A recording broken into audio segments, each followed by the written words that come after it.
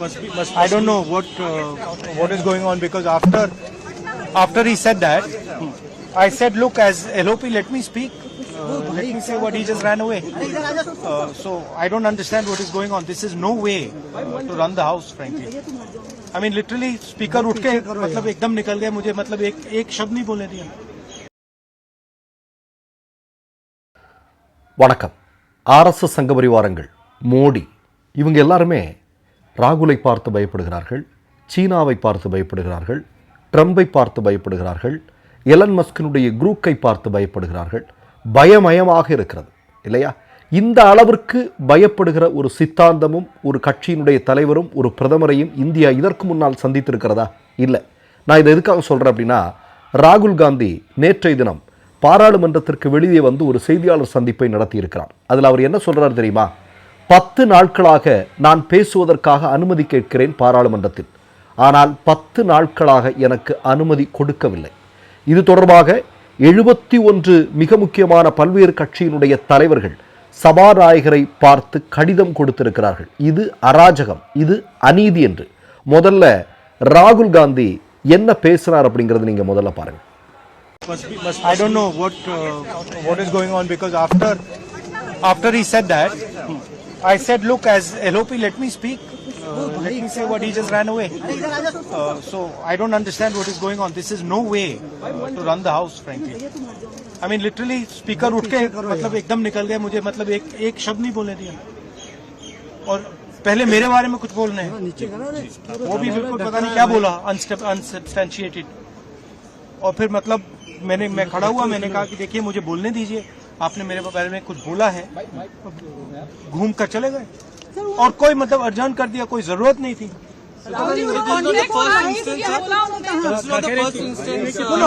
देखिए मुझे हाउस में जब भी मैं उठता हूँ, एक कन्वेंशन है, लीडर ऑफ ऑपोजिशन को बोलने दिया जाता है. भैया ये माइक मेरे मुंह में पीछे. लीडर ऑफ ऑपोजिशन को एक कन्वेंशन है कि बोलने दिया जाता है. जब भी मैं खड़ा होता हूँ मुझे बोलने नहीं दिया जाता. ठीक है, तो पता नहीं मतलब ये किस प्रकार से हाउस चल रहा है. जो हम कहना चाहते हैं हमें कहने नहीं देते. सर, पार्लियामेंट्री अफेयर्स मिनिस्टर के खिलाफ भी प्रिविलेज नोटिस लेकर आए थे, क्योंकि वो लाना पड़ा है. आपके ऊपर कहा कि राहुल स्पिरिट मैंने कुछ नहीं किया है. उन्होंने ये कहा, मुझे बोलने दीजिए, मैंने कुछ नहीं किया है.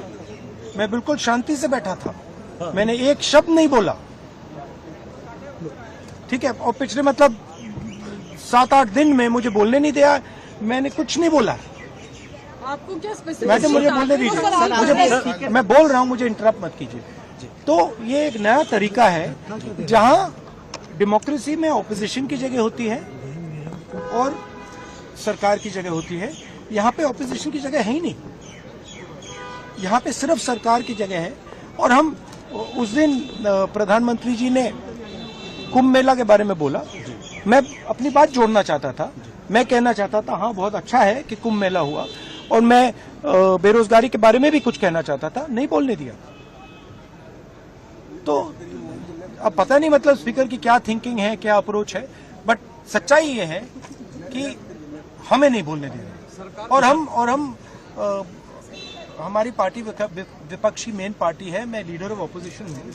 तो ये बिल्कुल नॉन डेमोक्रेटिक स्टाइल से चलाया जा रहा है. மோடியினுடைய கடந்த கால ஆட்சியில் உங்களுக்கெல்லாம் நல்லா ஞாபகமாக இருக்கும். இதே பாராளுமன்ற வளாகத்திற்குள்ள மோடியினுடைய அராஜகத்தை, பாஜகவினுடைய அராஜகத்தை, ஆர்எஸ்எஸ்னுடைய மக்கள் விரோத செயல்களை மிக திறமையாக துணிச்சலோடு வெளிப்படுத்திய பல்வேறு பாராளுமன்ற உறுப்பினர்களை பார்த்து பாஜகவினுடைய நபர்களை சொன்னது நமக்கு ஞாபகம் இருக்கு. என்னது?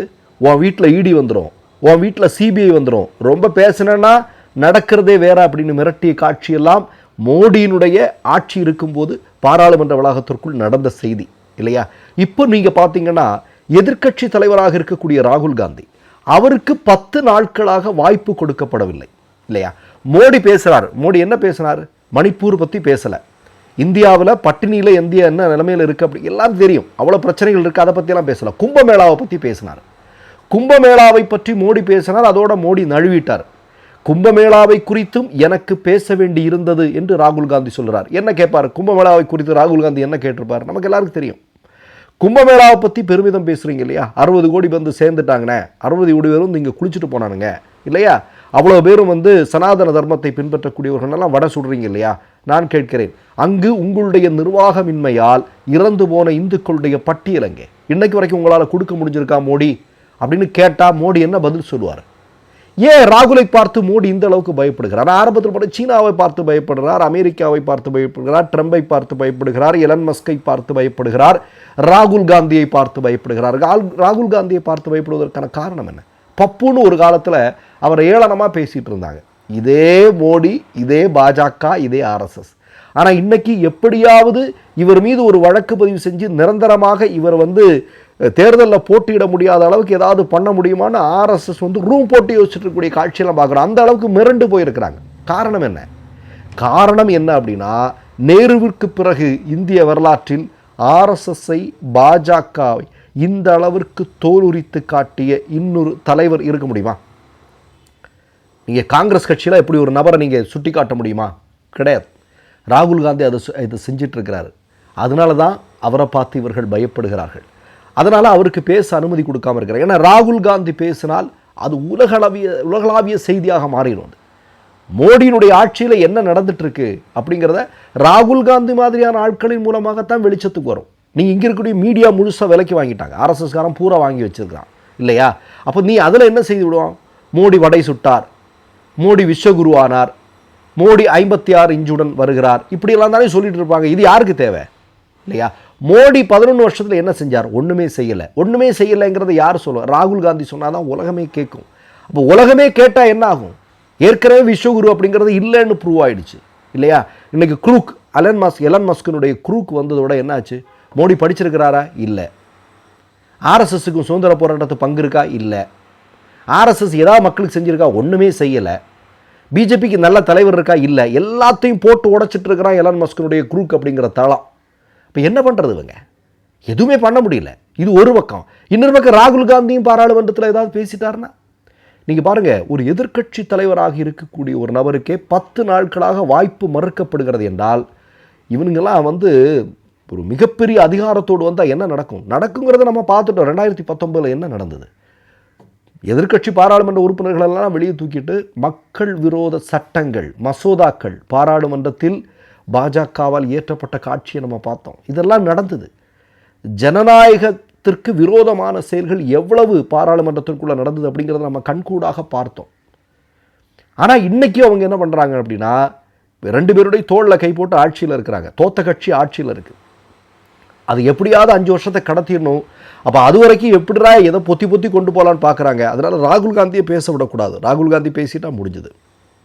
ஏன்னா ராகுல் காந்தி சொல்கிறாரு, மகாராஷ்டிராவில் நீ தோத்தது சரி, நீ தோத்தது வந்து உண்மையாக அதுக்கு பின்னாடி நிறைய மோசடிகள் இருக்குது, அந்த உண்மையை நான் சொல்லுவேன்.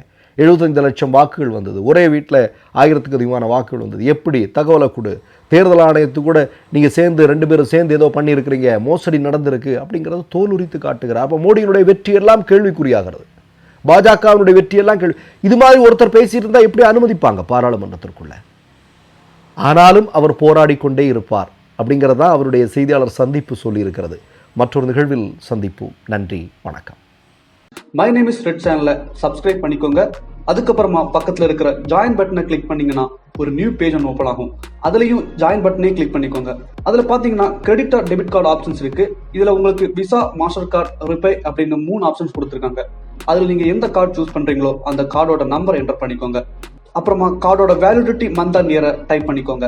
அடுத்தபடியா உங்க கார்டோட பின்னால CVC கோடுன்னு சொல்லிட்டு 3 நம்பர்ஸ் கொடுத்துருப்பாங்க. அந்த நம்பர் இதில் என்டர் பண்ணிக்கோங்க. அப்புறமா அட்ரஸ் அண்ட் இன்ஃபர்மேஷன் என்டர் பண்ணிட்டு பைங்கிற பட்டனை கிளிக் பண்ணிக்கோங்க. ஒருவேளை உங்க கார்டு நம்பர் இன்வாலிட்னு காமிச்சிச்சுன்னா உங்க கார்டுல இன்டர்நேஷனல் யூசேஜை எனேபிள் பண்ணுங்க.